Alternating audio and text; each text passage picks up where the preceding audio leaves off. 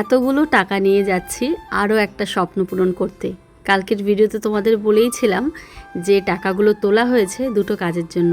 এক হচ্ছে খাটের টাকা দেবে বলে, আরেকটা স্বপ্ন পূরণ করব বলেছিলাম। চলো তোমরা এই ভিডিওটার পাশে থাকো, সাথে থাকো, দেখতে থাকো, তাহলে বুঝতে পারবে কি স্বপ্ন পূরণের জন্য এই টাকাগুলো তোলা হয়েছে। ধরতে পারো 2-3 মাসের বেতন দিয়ে আমি এই জিনিসটা কিনছি। সত্যি বলতে জিনিসটার অনেক দাম, তাই এতগুলো টাকা নিয়ে যেতে হবে।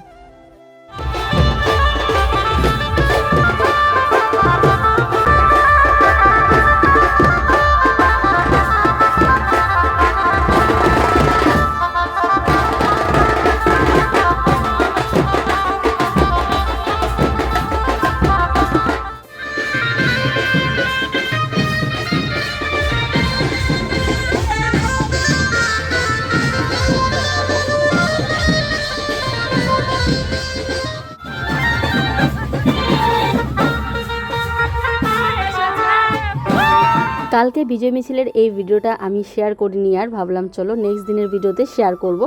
তো সবাই মিলে গেছিলাম বিজয় মিছিলে, এত আনন্দ হয়েছে কি বলবো। আমি যখন গেছি সবাই না একটু অন্যরকমভাবে আমার দিকে তাকিয়েছিল, কারণটা তোমরা সবাই জানো, তাই আর এই ভিডিওতে শেয়ার করছি না। তো আমার কাছে কোনো ব্যাপার না, সবাই মিলে আনন্দ মজা করেছি। বাড়িতে আসলাম বিজয় মিছিল থেকে আসলাম। আমি অনেক আগেই চলে এসেছি, আসলে অনেকটা হাঁটছিল তো আমার কোমর ব্যথা টনটন করছে। ওইদিকে কুচকে মায়ের বাড়িতে রেখে তারপর গেছিলাম, আর আয়ুষ তো স্কুল থেকে এসে ওখানেই গেছে। তো তাড়াতাড়ি করে এসে স্নান করলাম, খাওয়া দাওয়া করলাম। খাওয়া দাওয়া বলতে করেছিলাম মুগের ডাল আর ভাত, ওটাই খেলাম। আর আজকে তো ওখানে খাওয়া দাওয়া হচ্ছে, তো ওখানে খাওয়া দাওয়া হবে আর কি। তো আবারও রেডি হলাম, রেডি হয়ে যাচ্ছি এখন মায়ের এখানে, কারণ খুশ আছে না, তো খুশের এখানে যাচ্ছে। যখন খাওয়া দাওয়া চলছে দেখি কখন হয়, পরে আবার আসতে হবে আমাদের মাঠে আর কি, বাড়ির পাশে যে মাঠ আছে। তো চলো আপাতত যাই, আয়ুষের বাবাই নিয়ে যাবে, আমার মাথা ভীষণ ব্যথা করছে। চলো স্নান করলাম, কি আরামটাই না লাগছে, এই হোলির জন্য মাথাটা ব্যথা করছিল। আর এত নেচেছি পা কোমর সব ব্যথা হয়ে গেছে। তোমরা বন্ধুরা এত নেচেছি। চলো নেক্সট দিন আর কোনো রকম কাজ বাজ দিয়ে ভিডিও শুরু করিনি, ডিরেক্ট একদম রেডি হয়ে টোটোতে বসে ভাবছিলাম যে যে জিনিসটা আনতে যাচ্ছি অনেক কিছু একবারে, তো তাই একটা গাড়ি মানে এই বন্দে ভারত টোটোগুলো রিজার্ভ করে যাব। তো তারপরে দেখলাম যে হয়ে গেছে, তোমরা দেখতেই পারবে, পরে সবটা বলছি আর কি। তো একবারে রেডি হয়ে ভাবলাম আয়ুষকে নিয়ে যাব, কারণ সবটাই কিন্তু আয়ুষের জন্য। আয়ুষকে বলেছি আজকে তোমার জন্য জিনিস আনতে যাচ্ছি, তাই তোমাকে যেতেই হবে। তো ও তো রেডি হয়ে ছিলই আর কি। তো ওকে আমি নিয়ে যাচ্ছি, খুশকে মায়ের কাছে রেখে এখন আমরা সবাই মিলে বেরিয়ে পড়লাম। তো চলো চলে আসলাম আবারও সেই দোকানে, যে দোকান থেকে আমরা ওয়াশিং মেশিন কিনেছি। আসলে আমরা সেদিনই বুক করে যাই, সেদিনই দেখে যাই। আর আমাদের প্ল্যানটা বলতে পারো অনেক দিন থেকে ছিল, তবে এই টাকাটা যেহেতু আমাদের একবারে দিতে হবে এতগুলো, তো অ্যামাউন্টটা তো অনেক, তার জন্য একটু সাহসটা কম পাচ্ছিলাম। তো ভাবলাম 2-3 মাসের ইউটিউব পেমেন্ট জমা বলতে রেখেছিলাম আমি, আর এই মাসের পুরো টাকাটাই, মানে এই মাসে ইউটিউব থেকে পুরো টাকাটাই এখানে ইনভেস্ট করা হয়েছে। মানে শুধুমাত্র ইউটিউবের পেমেন্টটা পেয়েই, মানে ধরো ফেসবুক থেকেও আর্নিং হয়, ইউটিউব থেকেও আর্নিং হয়, তো শুধুমাত্র ইউটিউবের বেতনটা দিয়েই ভাবলাম না আজকে আমাকে এই জিনিসটা করতেই হবে। এই মাসের পুরো বেতন আছে, আর আগের মাসের হাফ বেতন বলতে পারো। আর হ্যাঁ 2 মাসের, 3 মাসের নয়, 2 মাসের বেতন দিয়েই কিন্তু, বেতন বলছি দেখেছো মুখের কি ভাষা, বেতন দিয়ে আমরা এই জিনিসটা কিনছি। তো তোমরা কি কেউ গেস করতে পেরেছো কি জিনিস নিতে চলেছি? তো চলো এতগুলো টাকা দিয়ে দিলাম ওখানে, আর এবারে চলো আমার হাতে সেই জিনিসটা আসবে, যেটা কিনা অনেক আগে আসার কথা ছিল বন্ধুরা, কিন্তু আমরা নিতে পারিনি পয়সার জন্যই বলতে পারো। অনেক লোন ছিল, ইএমআই ছিল, তোমরা জানোই সবটা। তো পুরো ক্যাশে কিন্তু এই জিনিসটা দেখো নেওয়া হলো। সবাই ভিডিওর লাইনে যারা আছে সবাই ল্যাপটপ কিনেছে, ক্যামেরা কিনেছে, কিন্তু আমাকে কিন্তু দেখোনি, আমি শুধুমাত্র মোবাইলেই শ্যুট করেছি। এই যে তোমরা এখন বুঝতে পারছো নিশ্চয়ই, ভিডিওর জন্য আমরা ক্যামেরা নিচ্ছি না, অলরেডি নিয়ে ফেলেছি বন্ধুরা। ক্যামেরা নিয়েছি, ক্যামেরার জন্য যা যা দরকার, শুধুমাত্র ক্যামেরা কিনলে তো হবে না, ক্যামেরার লেন্সেরই তো কত দাম।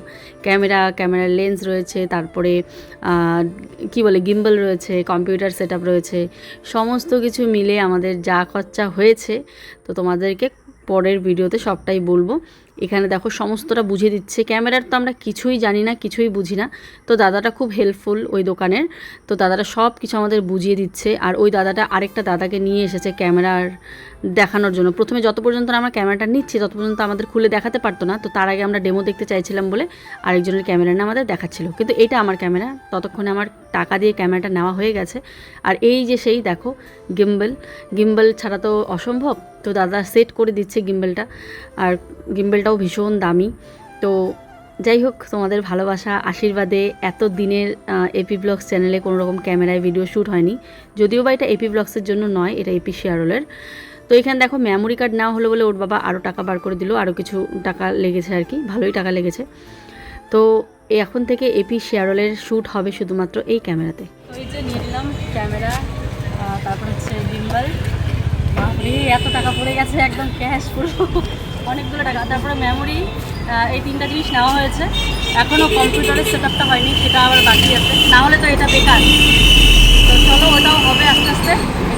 মোবাইলেও করা যাবে আপাতত, মোবাইলেও করা যাবে আপাতত, কোয়ালিটি ডাউন হবে। মোবাইলে ব্লগ করার জন্য তো মোবাইল আছে। এখানে তো মোমোর দোকান ছিল রে, দেখো রাস্তা দিয়ে দেখতে সব উঠায় দিচ্ছে মনে হয় নাকি। তো বলছিল একটু মোমো খাবে, আসার সময় তো মায়ের ঘরে খেয়েই এসেছিলাম, তাই সেরকম আর কিছু খেলাম না হোটেলে। চলে আসলাম রাজবাড়ির পাশে, আমাদের কোচবিহারের ঐতিহ্য বলতে পারো। যারা যারা আসবে আমার কোচবিহারে, তো রাজবাড়িতে সবাইকে ঘুরতে নিয়ে আসবো। তো চলো, আমার লিপস্টিকটা আজকে এতটা কালো লাগছে কি বলবো, কি জানি কি লিপস্টিক দিয়েছি। ঘরে তো বেশ ভালোই লাগছিল, বাইরে বেরিয়ে কেন যেন পুরো কালো কালো লাগছে লিপস্টিকটা, তো খুব বাজে লাগছিল।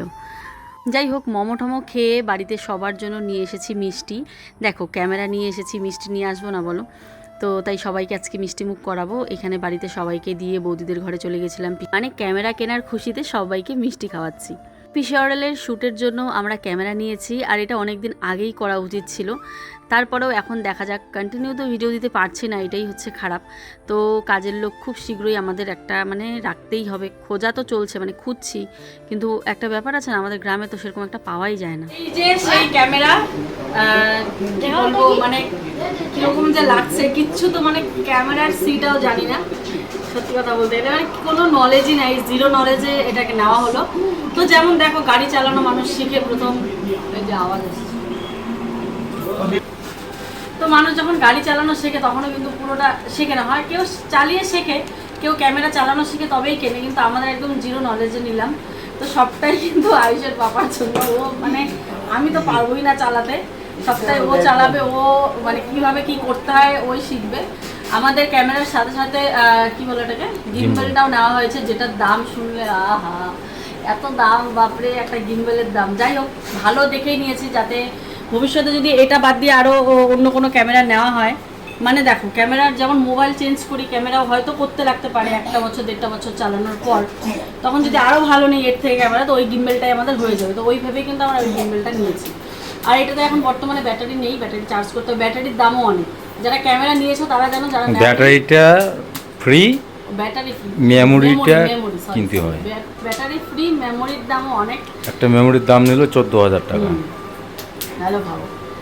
তো যাই হোক, ক্যামেরা এবার হচ্ছে প্রফেশনাল ওয়েতে কাজ হবে। আমি এটার উপর একটা ভালো ভিডিও তোমাদের সঙ্গে শেয়ার করব, মানে ক্যামেরাটার উপর, এটা জাস্ট ব্লগের জন্য। শখের একটা জিনিস করলে যদি কাউকে খুশি না দেখতে পারো, মানে ধরো তুমিই খুশি, তোমার খুশিতে কেউ খুশি নয়, তাহলে কেমন একটা যেন লাগে, তাই না? মানে আমি তো খুব বাজে ফিল করি সেই জিনিসটা। তো আমার জীবনে আমি যতবারই কিছু জিনিস নেই, মানে কিনি না কেন, সেরকম একটা কারো মুখে হাসি আমি দেখতে পারি না, কারণ আমি জানি না কেন সেটা কেন হয়, আমি সেটা বুঝতে পারি না। মানে আমি যেমন একটা মানুষ নিলে পুরো এক্সাইটেড হয়ে যাই, ইস কী সুন্দর জিনিস নিয়েছে, এত সুন্দর জিনিস নিয়েছে, মানে পুরো এক্সাইটেড হয়ে যাই। তো আমি কোনো একটা জিনিস নিলে সত্যি আমি আমার জীবনে কাউকে আমি এক্সাইটেড হইতে দেখলাম না, কারণ আমি বুঝতে পারি না তারা আদৌ আমার খুশিতে খুশি হয় তো, নাকি তারা অন্য কিছু ভাবে, আমি বুঝতে পারি না। তো যাই হোক, ক্যামেরা কেনার পর মানে যতক্ষণ আমি বাইরে ছিলাম ততক্ষণ খুশিই লাগছিল আর কি। তো তারপরে যেন কীরকম একটা ফিল হচ্ছিল, ভাল লাগছিল না। তো যাই হোক, সব কিছু ইয়ে করে ভাবলাম না, রাত্রিবেলা একটা ছোট্ট করে পার্টি দেওয়া যাক। তো আজকে হচ্ছে রুটি আর হচ্ছে চিকেন। তো মাকে বললাম তুমি গরম গরম রুটি করো আর আমি চিকেনটা বানাই। তো এখানে দেখো আয়ুষের আবার খুব ইচ্ছে করছিল রুটি চিকেন খাবে। আজকেই কিন্তু আমাকে বাড়ি চলে যেতে হবে, কারণ কালকে সকাল 7টায় আয়ুষের টিউশন আছে। তো চলেই যেতাম, তো বললো বলে ভাবলাম না, তাহলে বলছে যখন তাহলে ভাইও এখানে আছে, সবাই মিলে আমরা খাওয়া দাওয়া একটু করে, রিজু ভাস্তাও আছে, সবাই মিলে খাওয়া দাওয়া করে তারপরে বাড়ি যাই।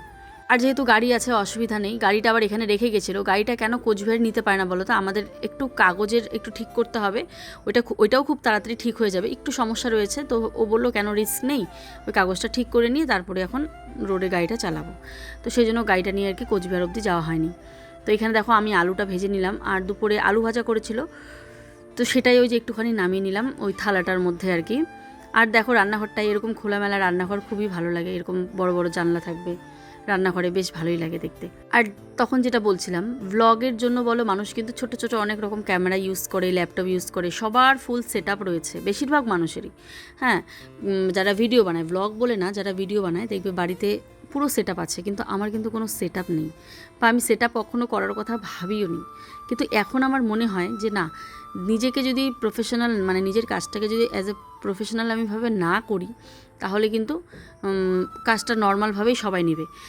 এই জিনিসটা আমি কখন ফিল করলাম, যখন আমি কলকাতায় পুনর্জন আয়ুর্বেদাতে আমি যখন একটা আমার শ্যুট ছিল ক্যান্সার হসপিটালে, তোমরা দেখেইছো ভিডিওটা, সেই ভিডিওটার জন্য আমাকে বলেছিল ক্যামেরা লাগবে। তো আমি বলেছি আমার তো কোনো ক্যামেরা নেই, তো ওরা না ডিলটাকে ক্যান্সেল করে দেবে।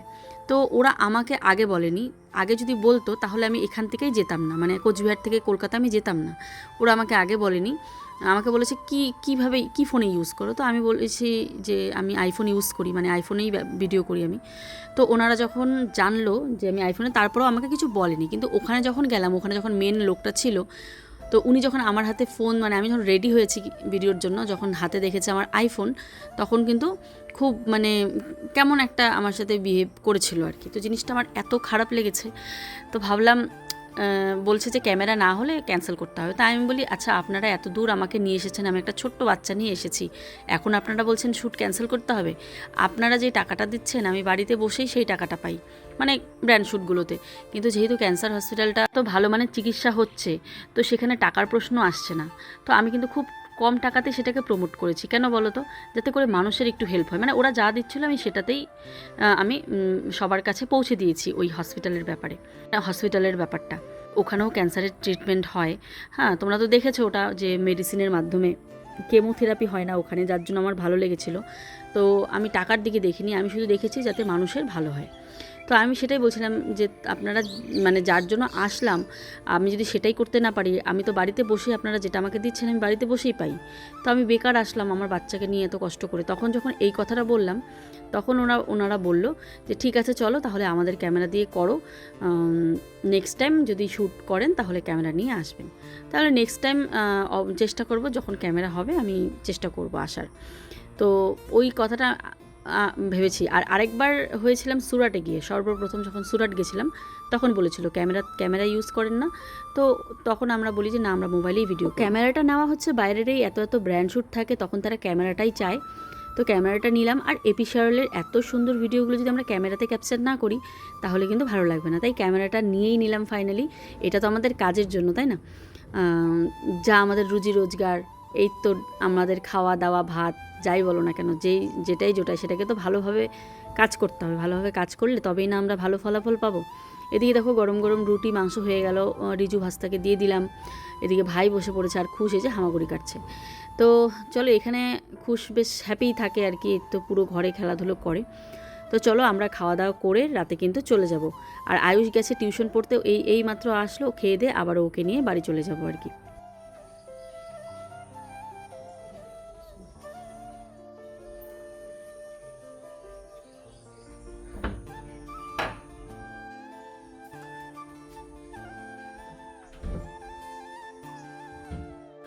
শুভ সকাল, পরের দিন চলে আসলাম। কালকের যে ব্লগটা করা হয়েছিল সেটা তো খুব একটা বড় করতে পারিনি, কারণ আধবেলার থেকে ব্লগটা শুরু করেছিলাম।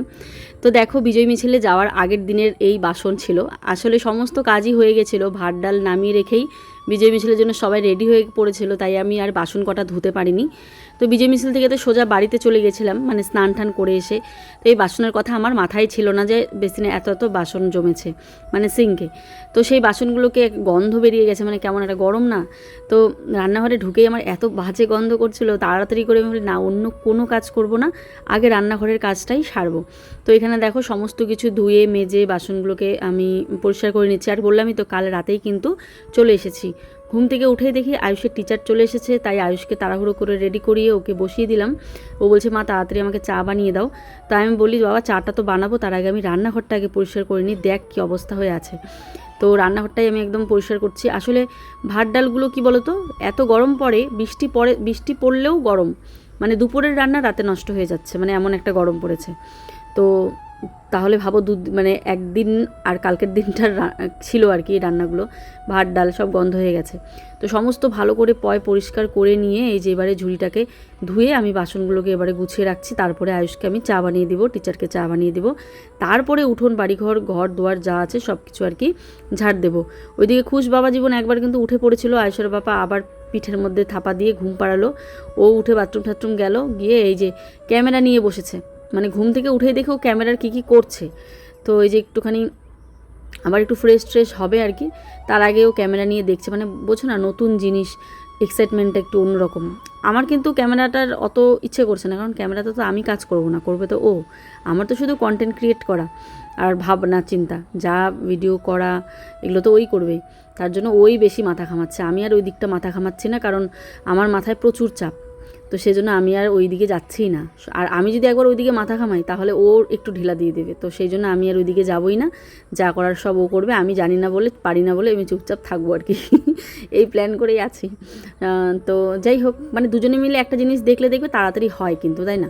তো আমি চাচ্ছি না পুরোটাই ও হ্যান্ডেল করুক, আমি আস্তে আস্তে ও শিখে গেলে পরে আমি শিখে নেবো এখন। তো এটাই আমি ভাবছি। তো ওই যে ও এখানে কী করছে আমি বুঝতে পারছি না। সুপ্রভাত বন্ধুরা, সবাই কেমন আছো? কালকে তো ব্লগটা করেইছিলাম, ভাবলাম আজকে অবধি কন্টিনিউ করি, নাহলে ব্লগটা অনেকটা ছোট হয়ে যাবে। তো এই যে ক্যামেরা পেয়ে বাবুমশাই ক্যামেরা করছে, সকাল থেকে এটার পিছনে লেগে আছে। আসলে সেটআপ তো কিছু জানা নেই, তো মোবাইল দেখে দেখে শিখছে আর প্র্যাকটিস করছে আর কি। তো ওখান থেকে বলে দিয়েছে নাই করে ধরো 1 মাসের মতো লাগবে হাতে আসতে, 1 মাস। গিম্বেল চালানোটাই কঠিন। তো তোমাদেরকে গিম্বেলটা তো দেখানো হয়নি, পরে আমি গিম্বেলটা দেখাচ্ছি। আর কেমন গো?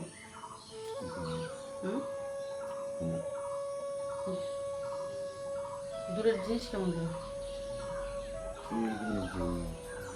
দূরের জিনিস না, মানে এটাকে ছোট ক্লোজ হয়ে গেছে না বেশি। যাই হোক, সামনে তো দাঁড়িয়ে থাকতে ইচ্ছে করে, কিন্তু আমার যে কাজের শেষ নেই, কত যে কাজ। সবে রান্নাঘরটা গোছালাম, এখনও ঘর দুয়ার ঝাড় দেওয়া, উঠোন বাড়িঘর পড়ে আছে, সেগুলোকে ঝাড় দিতে হবে। প্লাস আয়ুষের রান্না করতে হবে, স্কুলে যাবে, টিফিন বানিয়ে দিতে হবে, ওকে রেডি করতে হবে। তো খুব চাপে আছি। তো দেখো আমি এখানে পরিষ্কার করছি, ও আমাকে ক্যামেরা করছে, বলে দেখি কীরকম আসে। তো ক্যামেরাম্যান ক্যামেরা করছে, মানে এইভাবে যদি ব্লগিং হতো তাহলে তো আমার কোনো চাপই থাকতো না, ক্যামেরাম্যান আমার পিছে ঘুরতো এইভাবে। তো যাই হোক, আমিও অত কমফোর্টেবল ফিল করতাম না এইভাবে সারাক্ষণ ঘুরলে। তোমার কোন শট ওকে সবসময় দাঁড়িয়ে থাকতে হবে।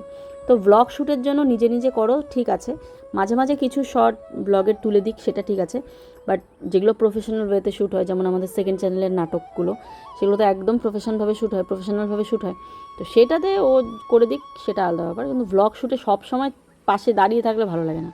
একটা ছেলে মানুষ সবসময় পাশে ঘুরঘুর করছে, তো সেটা নিজেই ঠিক আছে। তো যাই হোক, ওইভাবেই করি আর কি।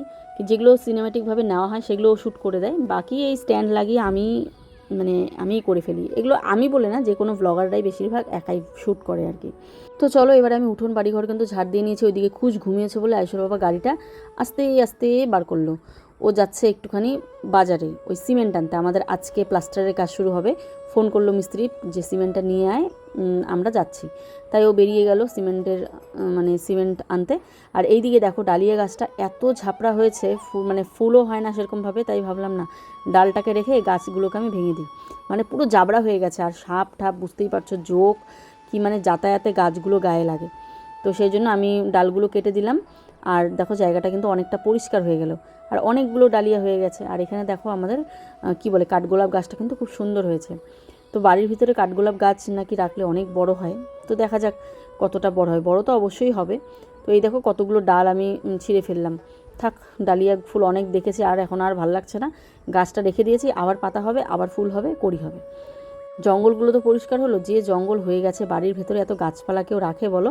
কিন্তু তারপরেও আয়ুষের বাবা ভালোবাসে বলে গাছপালাগুলো রেখে দেয়। যেমন সমস্ত গুছিয়ে স্নান করে পুজো দিয়ে চলে আসতে পেরেছিলাম, কিন্তু আজকে কিন্তু পারলাম না, কারণ পুরো রান্নার সময় হয়ে গেছে, 9টা বেজে গেছে, আমাকে রান্নাটা বসাতে হবে। প্লাস এখন স্নান করলেও হবে না, আমার ওই ঘর মানে টিউশনের ঘরটা ঝাড়া হয়নি, মুছা হয়নি, ওরা বই পড়ছে। তো সকালে যদি ঝাড় দিয়ে ফেলতাম, সকালে তো আজকে টিউশন স্যার এসে আমাদেরকে ডেকেছে, মানে ঘুমটা ভাঙেনি আর কি। তো যাই হোক, তার জন্য ঘরটা ঝাড় দেওয়া হয়নি, এমনি বিছানাটা ঝেড়ে বসিয়ে দিলাম আর কি। তো গেলে পরে আমি ঝাড় দেবো, মুছবো, তারপরে স্নান করে পুজো দেবো। মানে এই মুহূর্তে আর পুজোটা দেওয়া হলো না। কিছু মানুষ ভাবে আমি অলসতামি করি পুজোতে। তো পুজোটা দিতে গেলে হুট করে ঘুম থেকে উঠে আমি স্নান করে পুজো দিয়ে ফেললাম, হয়ে গেল, সেটা না।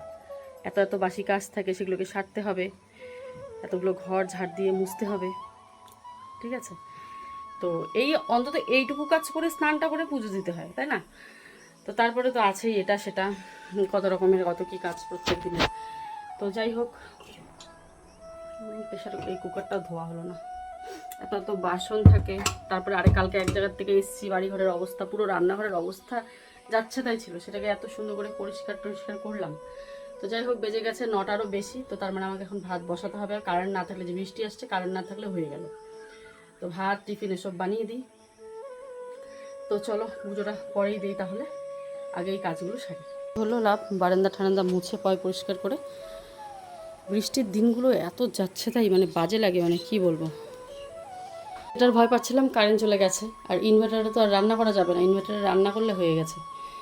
তো মোবাইলে চার্জ নেই, কারেন্ট নেই, কি রান্না বসাবো, কি অবস্থা। তো দেখো কি ছোট ছোট চিংড়ি, নদীর চিংড়ি, সমুদ্রের গলদা চিংড়ি না, গলদা চিংড়ি ওইটা তো কইলাম কে, তা সমুদ্রের কইলা যে আমি তা বিশ্বাস করলাম, তো গলদা চিংড়ি করলাম, তুমি বিশ্বাস করলা কে? ছোট্ট ছোট্ট দেখো চিংড়ি, আর এগুলো মাথা ফেলবে না? এই এত ছোট চিংড়ি মাথা ফেলালে আমার খাওয়া হয়ে গেছে। অমনই থাকবে।